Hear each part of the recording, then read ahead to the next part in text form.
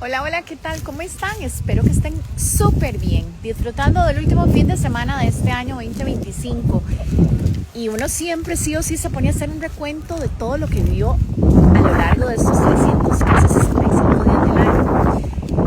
Y de todo lo vivido, ha habido mucho aprendizaje, mucho crecimiento, han habido momentos de mucha alegría, momentos también de tristeza, de incertidumbre, de agobio, pero al final de cuentas el sentimiento que nos tiene que albergar es el agradecimiento por todo lo que vivimos, por todos esos momentos que Dios, la fuente, el universo, con lo que cada uno conecte, nos dio. Y al final de cuentas, dejar atrás todos esos momentos en agradecimiento y siempre teniendo la esperanza de que lo que viene siempre va a ser mejor. Cada uno ya tiene su